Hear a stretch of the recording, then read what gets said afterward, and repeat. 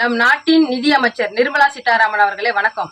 பாஜகவுடைய மாநில மகளிர் அணி பொருளாளர் மாலினி ஜெயச்சந்திரன் அவங்க ஜல்லி கல்லு 2000 ரூபாய் 3000 ரூபாய்க்கு விற்பனை செய்யும் தொழிலை செஞ்சுட்டு இருந்தாங்க. பாஜக கட்சியில எப்ப சேர்ந்தாங்களோ அதுக்கப்புறம் 3000 கோடி மதிப்பிலான சொத்து மாலினி ஜெயச்சந்திரனுக்கு எப்படி வந்துச்சு? அந்த பணம் எல்லாம் ஏன் அப்ப விட்டு பணம்?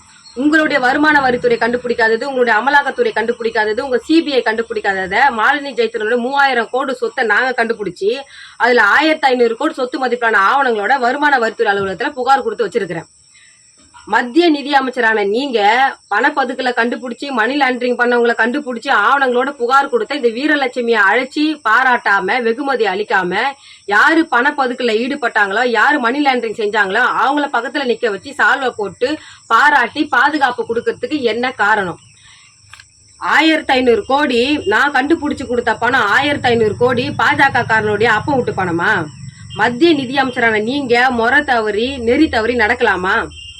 இதுதான் நீங்க கருப்பு பணத்தை ஒழிக்கிற லட்சணமா? எனக்கு தேவை, நான் கண்டுபிடிச்சு கொடுத்த பணம் எவன் அப்ப விட்டு பணம்னு எனக்கு தெரிய வரணும். தமிழ்நாட்டு மக்களுக்கு நீங்க சொல்லணும். அப்படி இல்லைன்னா வருமான வரித்துறை தமிழகத்துல ஒருதலை பட்சமா செயல்படுதுன்னு நான் சென்னையில் உள்ள அமலாக்கத்துறை அலுவலகத்தையும் வருமான வரித்துறை அலுவலகத்தையும் பூட்டு போட போராட்டத்தை முன்னெடுத்து தர்ணா போராட்டத்தில் ஈடுபடும் என்பதை இந்த எச்சரிக்கையா விடுக்கிறேன். நம் நாட்டின் நிதி அமைச்சர் நிர்மலா சீதாராமன் அவர்களே வணக்கம்.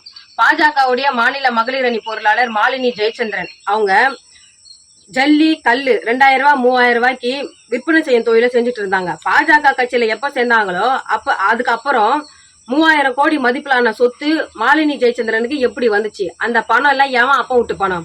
உங்களுடைய வருமான வரித்துறை கண்டுபிடிக்காதது, உங்களுடைய அமலாக்கத்துறை கண்டுபிடிக்காதது, உங்க சிபிஐ கண்டுபிடிக்காதத மாலினி ஜெயச்சந்திரனோட 3000 கோடி சொத்தை நாங்க கண்டுபிடிச்சி அதுல 1500 கோடி சொத்து மதிப்பிலான ஆவணங்களோட வருமான வரித்துறை அலுவலகத்துல புகார் கொடுத்து வச்சிருக்கிறேன்.